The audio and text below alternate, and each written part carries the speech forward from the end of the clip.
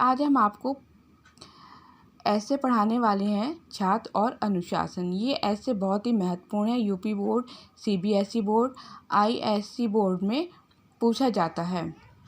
इसे बहुत ही ध्यान से सुनेंगे और एक दो बार रीड करने पर ही आपको लर्न हो जाएगा। इसे अच्छे से सुने। अनुशासन का अर्थ है शासन या नियंत्रण को मानने वाला। छात्र का अनुशासन से गहरा संबंध है। जिस प्रकार एक मकान की दृढ़ता उसकी बुनियाद पर आधारित होती है, उसी प्रकार किसी भी मनुष्य में अनुशासन उसकी छात्रावस्था की परवरिश का परिणाम होता है। छात्र अवस्था में बालक एक कोमल डाली के सदृश होता है, जिसे जहाँ से चाहो मोड़ लो, या एक कच्ची मिट्टी के समान होता है। उसे चाहे जैसा आकार दे दो। अतः बाल्यावस्था से ही यदि विद्यार्थी अनुशासन के संस्कार ग्रहण करते हैं तो उनके लिए विद्या ग्रहण करना सरल होता है, क्योंकि अनुशासन के बिना विद्या का ग्रहण कार्य असंभव है।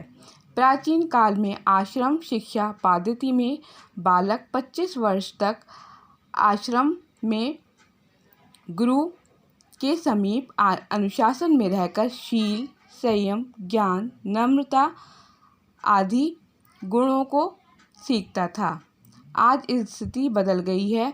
आज की अनुशासन व्यवस्था से ही ऐसी है कि राजनीति विद्यालयों में प्रवेश कर गई है और विद्यार्थी अनुशासनहीनता हो गए हैं। ये उक्ति सही बैठती है, बोए पेड़ बबूल का आम कहाँ ते खाए।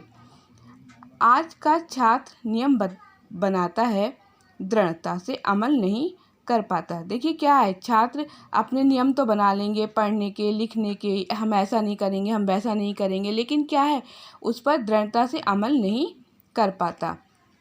चलचित्र, दूरदर्शन, खेल, मनोरंजन, आलस्य, कामचोरी जैसे साधन और अवगुण उसे मार्ग से भटका देते हैं। ठीक कहा गया है, जिसने अनुशासन में रहना सीख लिया उसने जीवन का सबसे बड़ा खजाना पा लिया।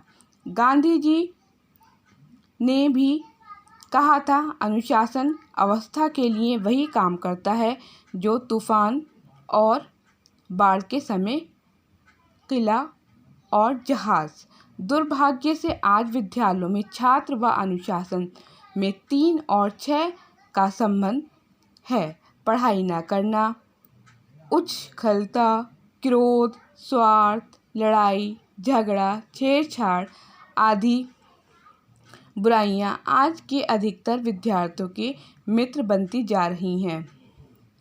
वह पढ़ाई न कर व्यर्थ की बातों में समय बर्बाद कर देते हैं। इस अनुशासनहीनता के लिए विद्यार्थियों को ही दोषी ठहराना ठीक नहीं है। इसके लिए माता पिता, अध्यापक, नेता, समाज सभी दोषी हैं। माता पिता के पास अपने बच्चों को अच्छे संस्कार देने का समय नहीं है और अध्यापक कक्षाओं में ठीक से नहीं पढ़ाते। ट्यूशन पर जोर दिया जाता है। इस धन प्रधान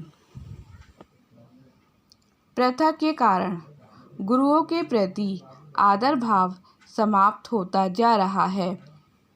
समाज व नेता भी इसके लिए कम जिम्मेदार नहीं हैं। विद्यालय राजनीति का अखाड़ा बन गए हैं। फिल्म व टीवी के अश्लील कार्यक्रम विद्यार्थियों पर बुरा प्रभाव डालते हैं।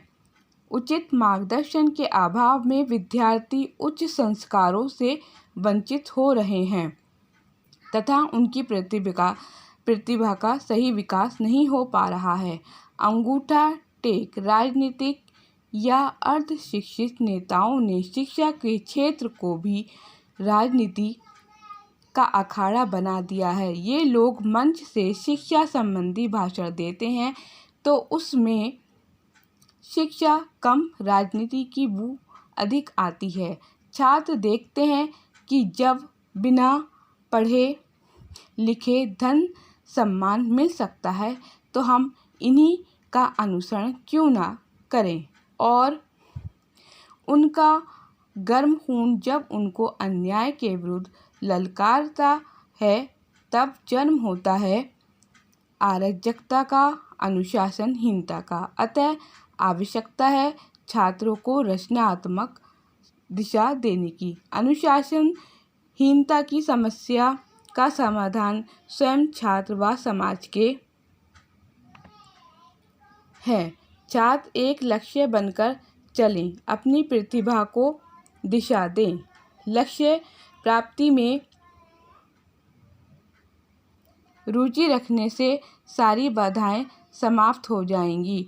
दूसरा, विद्यालयों का वातावरण प्राचीन काल के आश्रमों जैसा शांत हो। स्वामी विवेकानंद जैसी ज्ञानी, रामकृष्ण परमहंस जैसे गुरु तथा चाणक्य जैसे नीतिवान, स्वाभिमानी व तपस्वी गुरु हो जाएं तो आंतरिक अनुशासन को दास बनाया जा सकता है, अर्थात छात्रों में आत्म अनुशासनता लाया जा सकता है। ब्रह्मा अनुशासन तो रेत के महल की दीवार के समान है जो हल्के से झोंके में ही गिर जाएगी। अतः छात्रों में आत्म अनुशासन कूट कूट कर भरना होगा। यह कार्य घर में माता पिता को तथा विद्यालय में अध्यापकों को करना होगा। राजनीति से दूर रखकर उनके गुणों को निखार कर उनका विकास करना होगा। तभी इस समस्या से छुटकारा पाया जा सकता है। देखिए, इसे आप 1-2 बार रीड करेंगे अच्छे से, ये आपको लर्न हो जाएगा।